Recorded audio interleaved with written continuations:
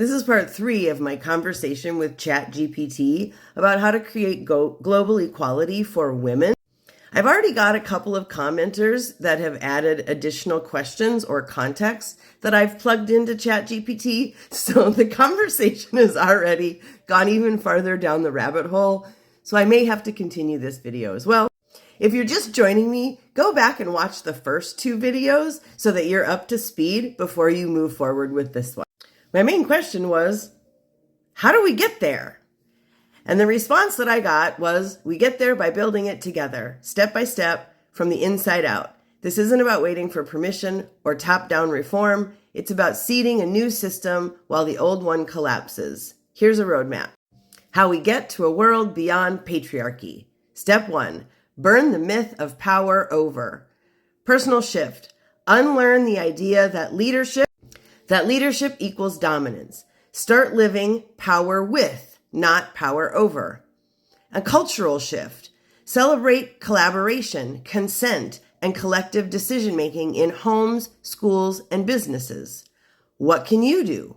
Use your voice. Call out dominance culture. Lift up feminist, queer, and indigenous wisdom. Number 2, seed the she economy locally. Create small, value-aligned ecosystems of care, trade, and resource sharing. Pay women. Pay women. Pay caregivers, pay artists, pay healers. Pay women. Build community wealth through co-ops, mutual aid, time banks, and land trusts. What can you do? No, what you can do. Support or start a local cooperative. Pay women in your network. Offer or exchange skills. Number 3, rewire education. Replace obedience, competition, and rote learning with critical thinking, emotional intelligence, and decolonized knowledge. Teach consent. I have a whole lot more to say about this. I saw another video about consent and a bill that they're passing, but I need to stay on point. Teach communication. Teach students to challenge injustices, not fit into it. What you can do. Support feminist teachers. Homeschool alternatives or unschooling models. Talk to kids like future revolutionaries. Number 4, reclaim tech for the people. Build and use decentralized platforms that aren't owned by patriarchal corporations. Prioritize open source tools, privacy, and digital sovereignty, especially for women, queer folks, and indigenous communities. What you can do? Choose ethical tech. Host your own data. Learn about blockchain with a purpose. Support women in STEM. Number 5, reimagine justice. Transform punishment-based systems into healing-centered systems. Focus on restorative justice, community accountability, and transformative healing from violence. What you can do? Study abolitionist feminism, like Miriam Kaba or Angela Davis. Join or support local restorative justice efforts. And number 6, heal the internalized patriarchy. We all carry patriarchal wounds: fear, shame, scarcity, control. Deep healing of our trauma, our identities, our conditioning is part of the revolution. What you can do: get into community healing work. Practice self-inquiry. Support therapists and spiritual guides doing this work. I've been doing this for like 20 years, and I thoroughly believe that it's a 2-part thing. You can only heal some things in community, and some things you have to heal solo. And the final point is number 7, global solidarity, not saviorism. Listen to and follow the lead of women and queer activists across the global South. Dismantle white saviorism. Uplift intersectional transnatal feminism that includes everyone. What you can do? Fund grassroots movements. Share platforms. Learn, don't lead. Ask who benefits and who's left out.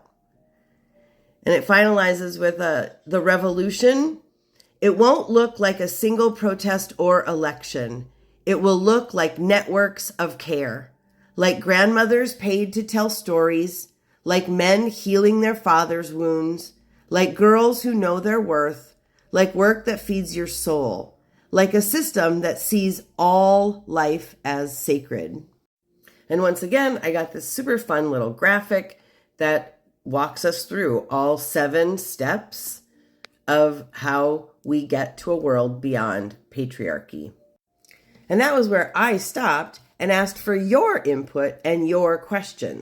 And so the first suggestion that I got was to ask the question about what ideas men are getting to work against us.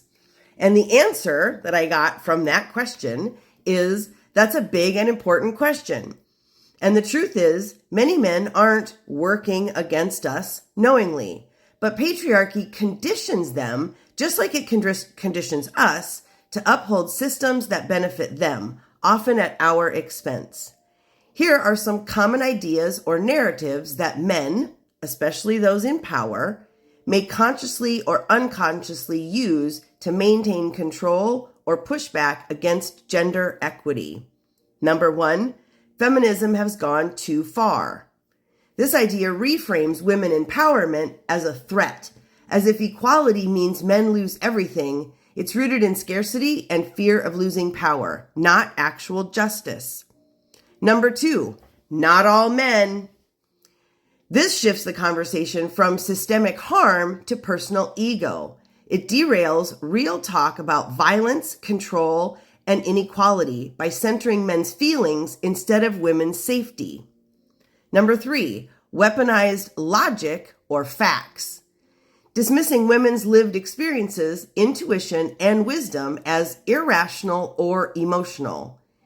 This is intellectual gaslighting, and it's been baked into academia, science, politics, and tech for centuries.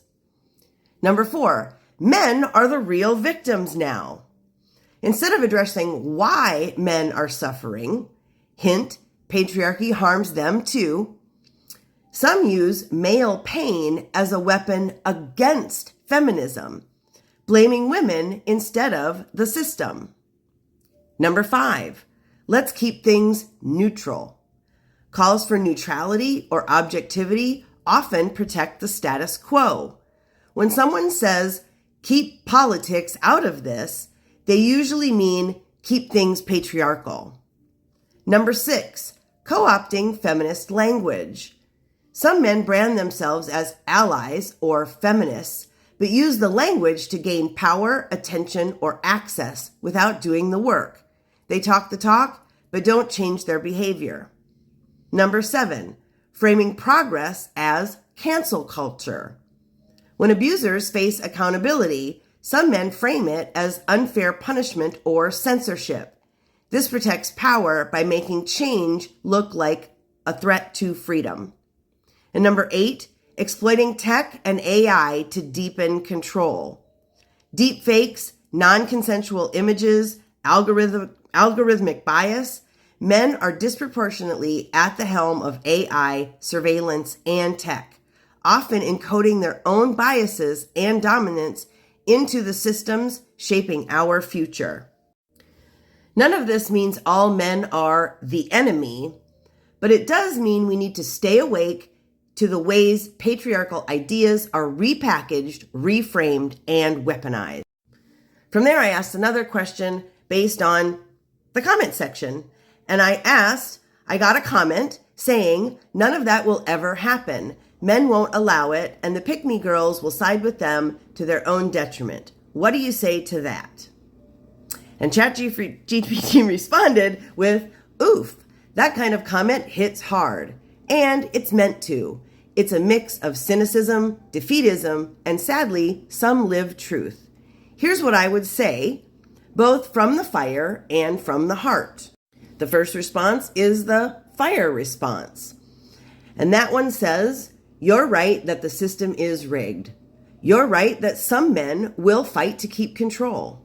And yes, some women will cling to patriarchy like it's their lifeline, because it promises safety in exchange for obedience. But here's what you forgot. Empires fall. always.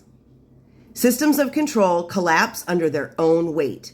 Women have been rising for centuries, in silence, in song, in revolution. And we're not asking for permission anymore. We're building the future with or without your belief in it. And then the second response was the heart response. And that says, I hear your fear. I've felt it too. It's exhausting watching the same patterns repeat, especially when the ones upholding them look like us. But the truth is, the cracks are showing. Around the world, women are organizing, educating, divesting, creating alternate economies, and reshaping the narrative. We may not get there overnight, but we plant seeds for trees we may not live to sit beneath. That's how movements work. That's how revolutions are born. Hope isn't delusion, it's strategy. Which brought me back to a question of my own. So I asked, how do we get the systems to fail faster and get the men on board sooner? And ChatGPT responded, yes, now we're talking revolution with strategy. Here's the deal. Systems don't collapse just because they're broken. They collapse when enough people stop feeding them. When the alternatives are more powerful, more magnetic, more human. So if we want the patriarchy to fail faster and bring more men with us, we need a two-pronged strategy. First prong, part one, starve the system. The patriarchy survives on compliance. Withdrawal is rebellion. Disengage from patriarchal profit streams. Stop idolizing male billionaires and brands that exploit women. I would like to add, even when those brands are owned by women, like all of the Kardashians and their bullshit. Move money into she-economy spaces, women-led, co-op, community-owned organizations. Say no to systems that require our silence. No more playing nice in broken workplaces, families, and politics. Call out abuse, sabotage, misogyny, even when it's just a joke. Divest from respectability. Ugh, respectability politics. Blah. The system loves polite women. We don't owe it our obedience. Rage, rest, rebel. Be unmanageable. And prong number two, rewire the culture, especially for men. Men won't join if they think they're losing. We have to show them what they will gain. Give men a role in liberation. Most men don't want to be oppressors. They just don't know the alternative. Teach them how patriarchy hurts them, emotionally, relationally, spiritually. Invite them into healing, not just accountability. Make the benefits undeniable. Show that in a world without patriarchy, men are free to feel. Fathers are valued. Relationships are deeper. Communities are stronger. Amplify men who are doing the work. Center feminist men who are actively dismantling toxic masculinity. Let other men see new models of manhood that don't rely on dominance. And a bonus strategy, infect the system with truth. That sounds really important in the days of fake news with the liar in chief. Get into politics, tech, education, art. Plant feminist values like seeds, autonomy, compassion, justice, pleasure. And normalize collective power in places that glorify individual greed. The system fails faster when it's not the only option. Men join faster when they see there's something worth joining. So there is a lot of work to be done, but we are on the way. And very soon we'll be able to build a new system that is equal for everyone. What do you say? Join the conversation? And again, if there's other questions you want me to ask and dig deeper into this, let me know in the comments.